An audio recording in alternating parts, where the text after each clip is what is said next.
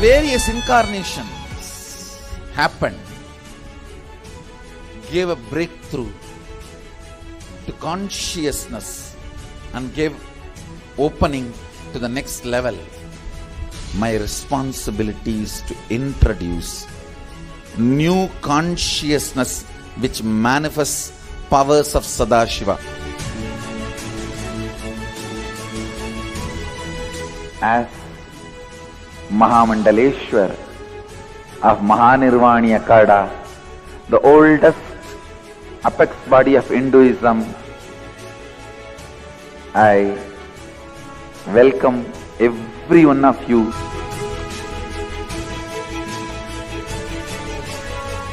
I have experienced Sadashiva in his completion, and he has empowered me to transmit that experience to all of you. It's my commitment to all of you. I'll make you experience and manifest Sadashivatva, powers and state and space of Sadashiva. When you manifest powers, naturally the state of Sadashiva and space of Sadashiva starts manifesting in you. More power manifestation, more integrity, more unclutching, more nirvikalpa samadhi, more joy, more restful awareness, more responsibilism, more enrich, more bliss.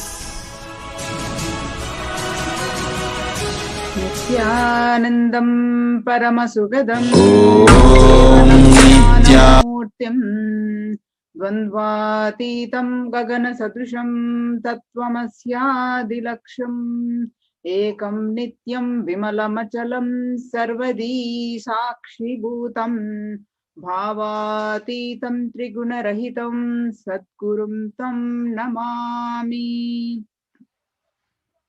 Nithyanandam, we offer our humble obeisances at the divine lotus feet of our beloved Guru, the Supreme Pontiff of Hinduism, Jagatguru Mahasannidhanam, His Divine Holiness Bhagavan Nithyananda Paramashivam.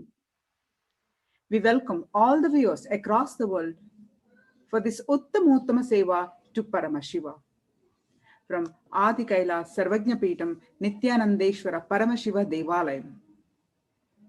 In the hours before we are graced with the darshan of His Divine Holiness, of Paramashiva himself, this is the most opportune time for us to prepare ourselves and our body and our mind towards.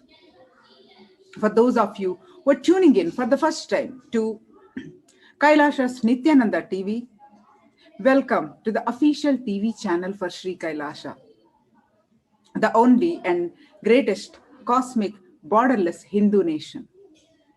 His Divine Holiness is the reviver of KAILASA, the ancient enlightened civilization. His Divine Holiness is an avatar from and is the Supreme Pontiff of Hinduism. His Divine Holiness has made the science of power manifestation, yoga, and temple-based universities for humanity. Sovereign order of monks, nuns, and Hindu diaspora are working for the global peace and to give a super consciousness breakthrough to humanity. Nithyananda Hindu University is the world's largest university with extended campuses in 150 countries, is collecting, organizing, preserving, time capsuling, decoding, spreading 20 million source books of Hinduism. And sciences like Ayurveda, music, dance, sculpting, astrology, and Vastu, and also the 64 sacred arts. His Divine Holiness is the 293rd Guru Mahasannidhanam of Shyamalapita Sarvajnapeetam, the ancient apex body of Hinduism.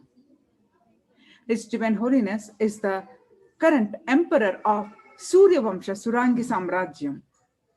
His Divine Holiness has survived the worst persecution of many assassination attempts on person and character by anti-Hindu elements. To explore the videos, you can visit KAILASA's Nithyananda YouTube channel. As we are getting introduced to this Uttamottama Seva, an offering of Uttamottama Seva, and the pre-satsang leading to satsang by His Divine Holiness, Bhagavan Nithyananda Paramashivam, let us do whatever we can to share this message of Sri Kailasa, the Paramashiva's message, to reach out all on social media platforms, requesting all the viewers to share all on Facebook, Twitter, Instagram, and all other social media platforms. Today, we are celebrating the Nithyanandeshwara Paramashiva Brahmotsavam on the occasion of Kartika Deepam festival. Today, we are celebrating the day 7 of the Brahmotsava. As part of that, we are offering the Rudra Homa and many other sevas and Uttamottama Seva to Paramashiva. The Uttamottama Seva to Nithyanandeshwara Paramashiva and Nithyanandeshwari Parashakti, His Divine Holiness, Bhagavan Nithyananda Paramashivam. Uttamottama Seva is a Vedic ritual straight from the source, from the Agamas. Uttamottama means the best of the best, and Seva is the offering. It's a ritual of offering the best of the best to Paramashiva. Whatever we offer to Paramashiva comes back to us thousandfold and many millionfold. And Paramashiva is the source of everything, be it grains, or knowledge, or skill, or people, everything.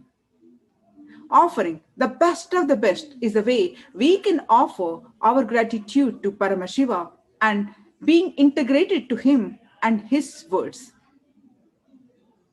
Agamas is the only thing that we can actually offer Him. Uttamottama is an intricate ritual that is described by Paramashiva himself. So many offerings are there that came down from the best of the best that is offered in Vedic tradition. From the instruments to the offering of food that should be offered to Paramashiva. The various types of dance and the way it is danced, the Uttamottama Seva is described by Paramashiva as the best of the best. We offer Abhishekam, Vastram, Gandham, Aratrikam, Archanam, Dhupam, Deepam, Naivedyam, Aratrikam, Deepopacharam, Pushpanjalim, Chaturvedam, Gruhya Suktam, Agamastotram, Dravida Vedam, Nityam, Sangeetam, Vadyam, and Swasti Vachanam. The source of all these best things is Paramashiva, and He has given these to us. Offering them back at His feet is what we do during this Uttamottama Seva. Thereby, we experience the oneness with Him, and as a result, we experience the state and radiate the space of Paramashiva and manifest the Shaktis of Paramashiva. And since it is Agama Vidhi, Paramashiva's instructions, we offer these during this Seva. The best of the food that is offered as Naivedyam, the best of the movement a body can make offered as dance, the Nitya Seva, and the best of the sound offered as music, Sangeeta Seva, and the best of the consciousness offered as power manifestation, Shakti Avishkarana. The best that humanity can offer to Paramashiva as gratitude is offered in Uttamottama Seva.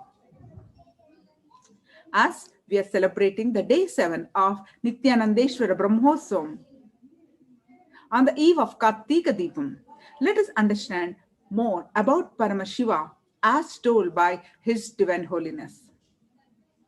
Kartika Deepam is the beginning of the universe in the time dimension. His Divine Holiness is revealing the importance of Kartika Deepam as it is this very day Paramashiva became many and made Himself available to many. Kartikeya Deepam is the ultimate significance. In a way, if you see with the recorded evidence available, the oldest festival, around 8,000 years ago, recorded evidences are available for Kartikeya Deepam festival. It is the ultimate Utsava. Three major things that have happened on this auspicious day. First, the timeless Paramashiva decided to become many to celebrate himself on this very day. The time started from the timelessness, from the Kartikeya Deepam. That is the time the Big Bang happened. Second, when he manifested as Brahma, Vishnu, and Maheshwara, and Brahma, Vishnu had a little difficulty about who is greater.